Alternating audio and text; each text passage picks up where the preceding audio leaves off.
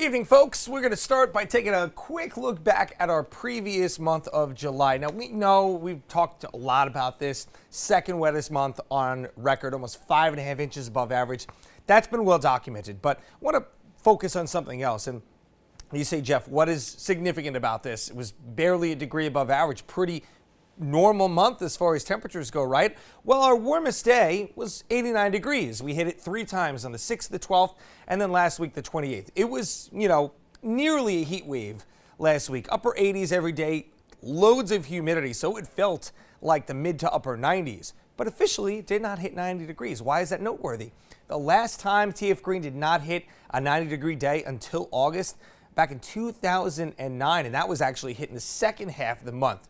Before that, you got to go all the way back to 1962, and even more noteworthy that year, there were no 90-degree days at all.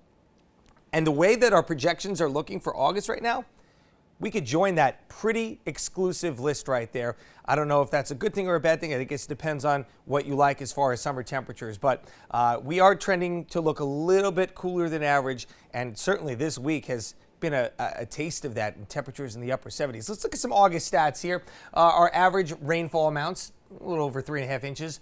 Look at that, wettest, 1946, over a foot of rain fell. But then on the other end of the spectrum, barely an inch fell, not even an inch. 1984. Our average temperatures, they're pretty much the same from start to finish. It gets a little bit cooler, obviously, towards the end of the month. Hottest 104 in 1975, coldest 40 degrees 1965. And then the sobering stat, we lose an hour and 14 minutes of daylight from beginning to end. So those days getting shorter and shorter. Now, this is an update I want to show you folks about our flash flooding outlook for Friday.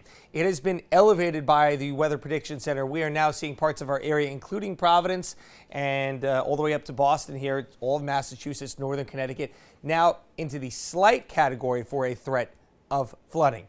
We have high pressure that's in control right now, but this is going to slip to the east of us, and as it does, winds are going to begin to swing to the south starting late tonight into early tomorrow. A couple of fronts that die down north of the Great Lakes, but then there's another more potent one that's coming in late Thursday into Friday. Here we are Friday, 6 a.m. So timing-wise at this point, it looks like Friday morning will be fine. But Friday afternoon and evening, things could get busy in a hurry. We're looking at this line of showers and thunderstorms to come through maybe around, say, Friday, 7, 8 o'clock. Dinner plans may be in big jeopardy this week, folks, so keep that in mind as you're making those plans over the next couple of days. The severe threat with this line, and it looks kind of just like the last one did on Saturday where we had all that severe weather, the severe threat is on the lower side for this, but this is a lot of rainfall. So we do have to, again, put that flood risk in, and you saw it has been elevated, so we'll be watching that very closely here into Friday evening. There's Saturday. Look at that. By 8 in the morning, we are clearing out, setting up for a good weekend. Tonight, 58 degrees, another crisp night out there. About the same temperature as last night here in the city. Mostly clear skies. Winds again will shift overnight.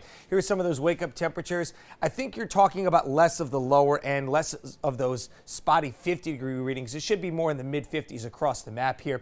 Tomorrow, a slight bit warmer and a tad bit more humid as well. 80 degrees with hazy sun and clouds. The 7-day forecast will show you that we have that speed bump on Friday, and then we have a really nice weekend after that. But the temperatures climb ever so slightly into the low 80s by next week. A little bit more muggy as well. Next chance of rain on Tuesday.